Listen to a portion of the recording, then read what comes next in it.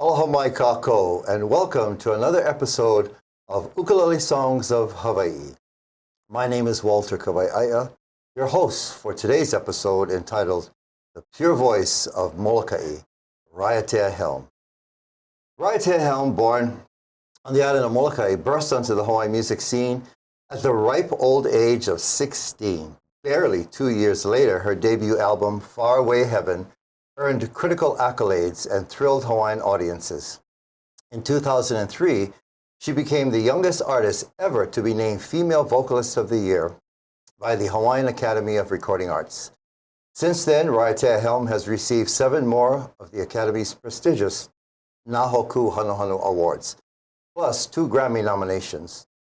Concert tours have taken her beyond Hawaii to a multitude of mainland venues and throughout Asia and the South Pacific. Raiatea frequently performs at festivities dedicated to traditional Hawaiian music, always seeking to expand her musical prowess. Helm, in 2017, began her academic pursuits towards a degree in music at the University of Hawaii. Raiatea knows that with this added direction for greater musical knowledge and awareness in all aspects and genres of music, new opportunities will open for her. Well, folks, lots more to talk with Raiatea Helm. Aloha, welcome to Ukulele Songs of Hawaii. Aloha, Oh, you Uncle. look so How are gorgeous, you? and that poor Kenny Le. Mahalo. I'm so happy to be here. Thank you. Well, thank you very much, Raiatea. I'd like to start off by asking, I think most of your fans and our viewing audience are well aware of your accomplishments over these almost 20 years. Yeah, you've been in the business. Almost. Okay. Well, let me ask you a question. So since our time is brief today, I think our viewers would be most interested in what's happening in the life of Raiatea today. So with that in mind, may I ask you to share with us this new quest of yours to pursue the academic side of the music world? I find that very interesting. Well, in 2002, I graduated from high school in Moloka'i, and I decided to pursue my career in music. And with the support of my parents, even though education was the most important thing, I felt as though that I wanted to take advantage of that time to learn in the Hawaiian music industry, and so they supported my efforts, and it was a pretty fun journey, since 2002. And then just recently, I decided to go back to school, and good for you. And it's always been my dream to have a college degree, and so I'm entering my junior year, excuse me, in the fall of 2019, and I've been learning a lot. So it's exciting, challenging though. I'm listening to you talk, and I can only imagine, knowing what your professional schedule must be like. How have you been able to balance, between personal time, family time, school, and your, incredible music career? Well, I've been very grateful throughout the years that I've done well in the industry, and I've been able to balance life with school and music.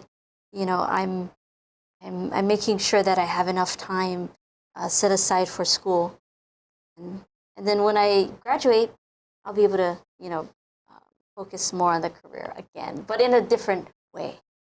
Enhancing. Excellent. Yes. So that leads to my second question.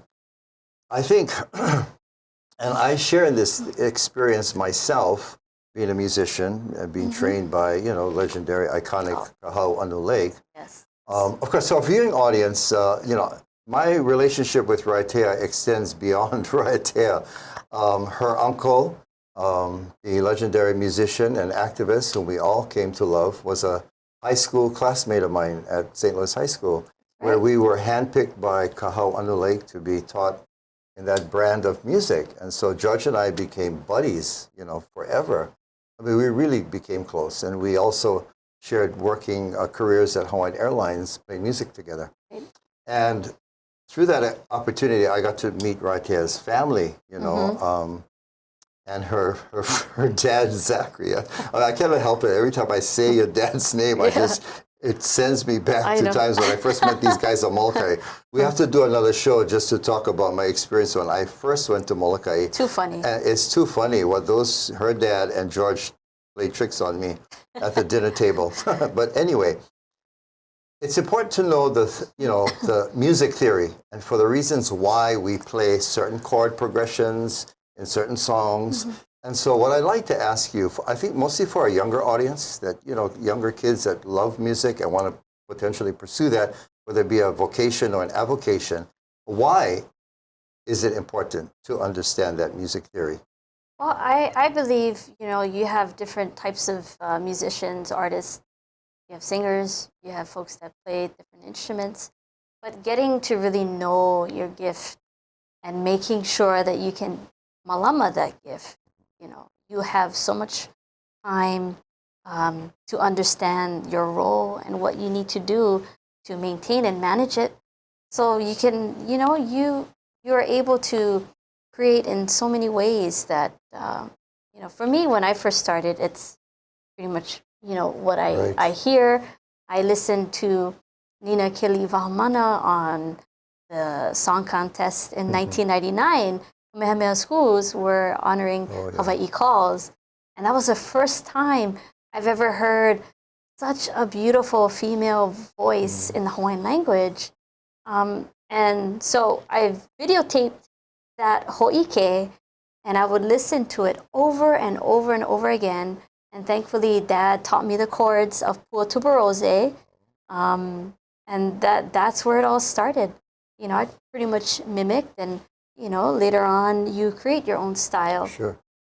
But then with Western, training and theory and oral training, you get to really know your gift and how to take care of it. Because a lot of us, when we perform, we don't get to know our voices, and sometimes we ruin, our gifts because we don't know the proper way to preserve the gift. So that's one of the most important reasons why I wanted to go back to school.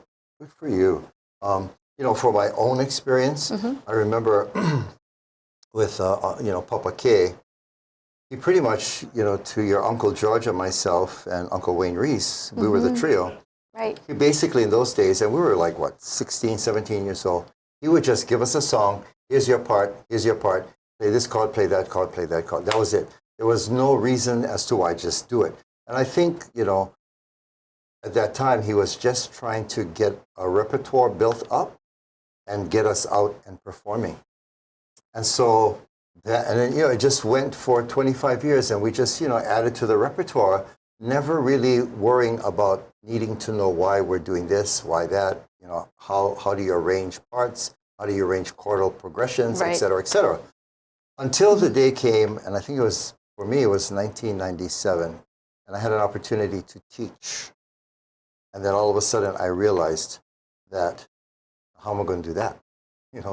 What if they ask me a question, a music theory question? I don't know the answer, And so that's when I realized I had to kind of do what you're doing now. And, I didn't go to formal schooling, but I had to learn music theory. And I appreciate the learning curve that I had to go through, at least for me and my experience. And maybe you can share with us how it's working for you, because you said you're in your junior year. For me, it allowed me to, if someone gave me a song right now, I'm very comfortable to take it and arrange it. I have, no problems with that. And I think that was important given the fact that, I'm out there teaching students that brand of music. So that was my experience. What are you hoping to acquire? Well, when you have a person like Kahawanu Lake, the guy is a genius. We come across those people, once in, hundreds of years. And so, given that opportunity with you and Uncle George, what a blessing, to have. And it showed. It showed through the music that you continue to perform, as well as the songs that Uncle George sang. Oh, yeah. You can tell. But I think in this time, you know, it's a different generation, and we do have the resources to learn from outside, vice versa. You know, so I'm enjoying this new chapter that I'm in.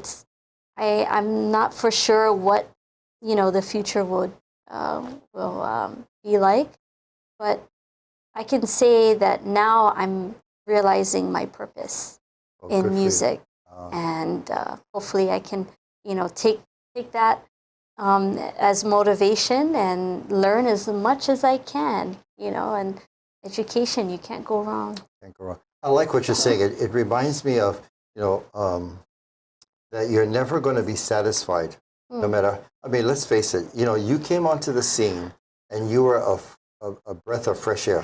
Seriously.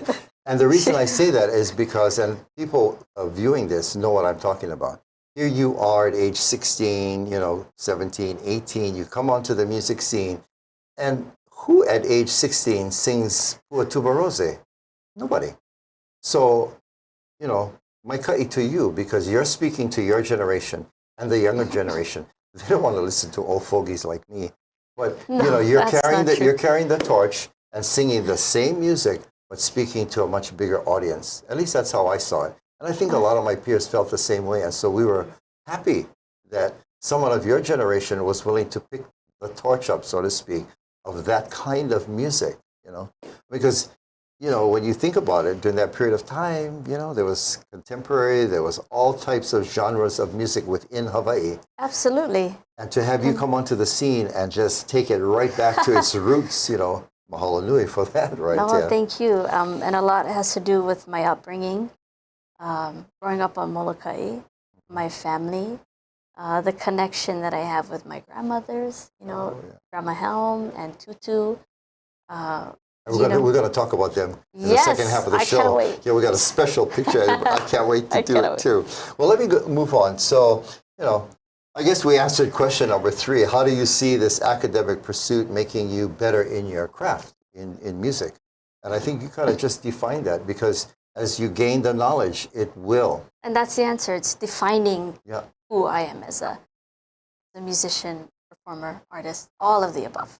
Well, I mean, this is off the script, but I got to tell you, on behalf of the people of Hawaii, thank you. Mahalo nui for being, rooted in Hawaiian music, and, and being the example for that generation and generations to come. Thank you. Okay, so I'm gonna ask this question, and we have 2 minutes to break. I want to touch on your participation as the female vocalist with the String Band Revival and the Sovereign Strings. I'm referring to an article just the other day. My wife and I were headed off to the Big Island, to Kohala, to participate in the Kamehameha Day celebration. And we were reading the Hanaho magazine, the in-flight magazine for Hawaiian Airlines. And there she was. The current issue had featured this Sovereign Strings, and I found it very interesting and informative to read. And so when we come back from the break, Raiatea, I'm going to have you share with our audience, what was it like? And so Sovereign Strings, if I remember correctly from the article, is really the definition and opening the doors of what Hawaiian music was like in the 19th century. So we're talking about the 1800s. And so, Raiatea, we look forward to your sharing with us that experience, and what kind of, how did that make you feel as a musician? Sure. Well, I think our break time is just about upon us, and my name is Walter Kawaiaiea, your host for Ukulele Songs of Hawaii, and our special guest artist is Raiatea Helm, the pure voice of Moloka'i. We'll be right back. Aloha, this is Scott Perry, and I'm the host of Let's Talk Hawaii at ThinkTech Hawaii. In this show, we're going to be speaking in English and Japanese, and I'm going to use my 30 years of experience to help many Japanese viewers improve their English skills, as well as learning many interesting things about Hawaii. You can catch my show every other Tuesday, 3 p.m. Hawaii time. See you then.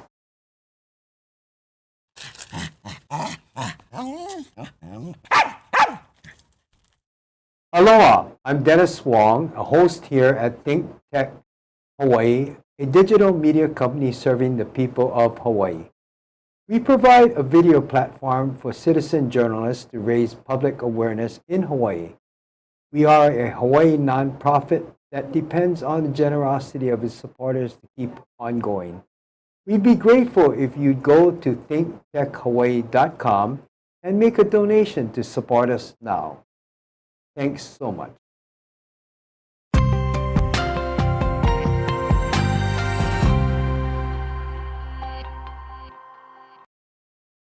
Aloha mai kākou. My name is Walter Kawaiaiea, your host today for Ukulele Songs of Hawaii. And joining me is our special guest, the pure voice of Moloka'i, Raiatea Helm. So just before our break time, we were talking about this article I read in the Hanaho magazine, Yes. talking about your participation as the female vocalist for what was called the Sovereign Strings. Can you share with us what that was all about? So a couple of years ago, I met Puka, a sing, from a very talented family of Papakolea, as well as Kalawahine. So Puka introduced me to a luthier by the name of Kylan Reese, who has a shop over in Kailua. Nice guy. And he discovers this story of a man named Mekia Kealakai. And it all stems from this Martin guitar that was made in honor of Mekia Kealakai, that Elvis Presley played, Jimmy Buffett played, and nobody knew that. So it was a part of history that kind of was a little hidden. So Kylan puts together this group, this ensemble of talented musicians, and he asked me to be a part of it. And it all comes from the love that I have for Lina Machado, the songbird of Hawaii.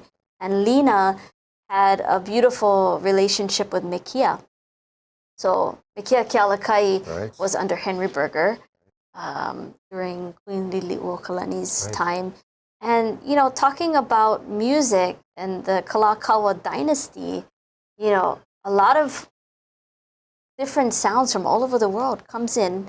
And Kalakaua, as well as Liliuokalani, Likelike, Leleohoku, they're these sponges. Right. And I mean, could you imagine being a part of a time where people are coming to the islands and influencing us with all these different instruments and sounds and dances? And then a Hawaiian just recreates this beautiful sound. So during the late 19th century, you have this movement. And then during, the overthrow, there's a group of traveling musicians that go outside to San Francisco, to the East Coast, and in their sovereignty movement, they share music. And, being that it was a challenging time for them, as, their identities is being stripped away from them, the music and having that fire behind them, they create this beautiful sound that everyone in the world is listening to and being just enamored by these Hawaiians. And so I didn't know about this part of history, and I always question myself, where does this, where do these voices come from? The sounds and the sounds that I make when I sing. And when you look back at the history of our music, it's so rich. And it was such an honor to be a part of this project, this movement with Sovereign Strings. Well, they picked the right person. Oh, well, I really enjoyed reading the article. I mean, I knew more in a general sense about the music of that era, just because of the tremendous European influence. You think of Henry Berger from Germany, Yes. and the kind of music that was introduced, and Nalani Eha, Yes. the four royal composers. I mean, classical music. So what Raiatea touched on is, Kalakaua, Liliu, Likelike, and Leleohoku, the four royal composers of Hawaii. Amazing. I mean, they compose what we like to term today as classical Hawaiian music. And so I'm imagining, as you're sharing this story, thinking of these Hawaiian, it's a string ensemble, guitars, ukulele, right. and how difficult it must have been for them, because the overthrow, and they're traveling over the world, how Their hearts must have been sad, and the emotions they must have been feeling, but yet they didn't allow themselves to let that stop them, and they continued to push and push and push. There's a lesson for Hawaiians, all of us today, Absolutely. that regardless of the challenges that we face in the world we live in today, that we must never let that prevent us from doing what we know is right to do. And, again, mahalo to you for almost, okay, not 20 years, I won't say 20 years, 18 years in the business for Raiatea. So by the time she graduates with her degree in music, I want to go back to that thought in music. Okay. And she didn't say it because, she's humble, but I'll say it. Because the time is going to come, because it happened to me. We reach a certain age in our musical career that perhaps we're being real with ourselves. And, just by virtue of age and time, we not be able to physically perform like we were, 40, 50 years ago. Right. And so what do? Well, I can tell you what's going to happen in your case. I mean, we hope that you never retire from singing. But if you had the option that you chose to, you're in your sunset years with that degree and everything that you've experienced in life and having that knowledge that you've learned, you'll be able to teach. And teaching is an invaluable tool because you need to. And I'm going to pass this responsibility off to you. You need to start thinking about looking for someone, if you haven't already thought, and put yourself in that role. You have to start thinking that way. I know you're young, but when Uncle Kay came and got your Uncle George and myself, he was only 32 years old. And so, because I think he knew that it was going to take him the rest of his life to get us established in whatever, So you should start thinking about that. I'm sure that's part of your pursuit in getting your education. But I feel that, in a sense, we all have a kuleana to contribute in teaching because in each generation, things change. Society changes, technology grows, and the folks of the previous generation has the kuleana to make sure that we maintain, our culture and our identity. Identities as Hawaiians. So, I mean, I wouldn't necessarily say that, being a teacher is the right fit, but, that's why we have mentors, and... Go mentor someone. Mentor. Go mentor someone then. All right, our time is running out, like I said at the beginning of the show, so I'm going to ask Raiatea to grab her ukulele. Okay, got it. And quickly to introduce, we're going to play this song, and maybe for the engineers out there, can you guys throw up on the screen this lovely picture that we had of Raiatea? I think it must have been that's her family. Oh, yeah. So there's, you want to tell our viewers who they're looking at right now? Okay, so we're actually in Kalama'ula on Moloka'i, and that's where my dad, the one with the hat, grew up. He was born and raised on Moloka'i. That's Grandma Helm next to Brada, where Daddy is holding Brada. Grandma Helm is from Hana. Melanie Koko married George Helm Sr., and then they moved to Moloka'i because, they received Hawaiian homestead. Nice. And on the other side, you have my oldest brother there, Carlton, in the middle, and then my mom's carrying me, Etta. And you look just like your mom. Oh, really? Yeah. Okay, good. Well, sometimes I look like my dad. Okay. Some people, it all depends. And then my mom is from Kauai. So that's her mother, Olga Pualani Kali of Hanapepe. So, this is a special image, and I just recently thought about it and having my grandmothers around, growing up. Although Grandma Helm left us in 98 and Tutu left us 10 years later in 2008. But I think of them all the time. And I know they're looking, and they're very proud of what you've accomplished. Well, we're running out of time, folks. I think we have about a little over 3 minutes. So we want to do this song. Raiatea came to me a number of years ago, and she wanted to do a song and learn more about Uncle Kay. So we picked this song, and she did record it on, was it your last CD? Or her last CD, yes. And I hear it all the time. It gets a lot of playing time. It's the song is entitled Kaupo. It takes us to the island of Maui, and it speaks specifically about the Lake family property up in Pu'ulani, Mauka of Kaupo. So We haven't rehearsed this, but we're going to try. Yes, All let's right. go for it.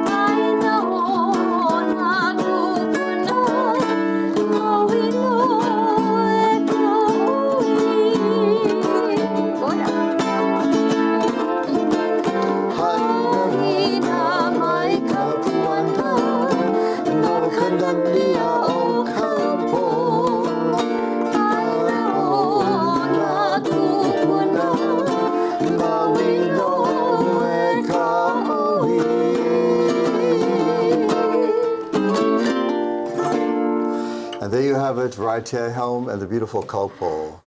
Well, our time is spent. Mahalo nui again. Thank you. Nui mahalo to you, Raiatea. Mahalo. Thank you for joining us today here at Ukulele Songs of Hawaii. I'm your host, Walter Kawaiaiea. Until next time, aloha no.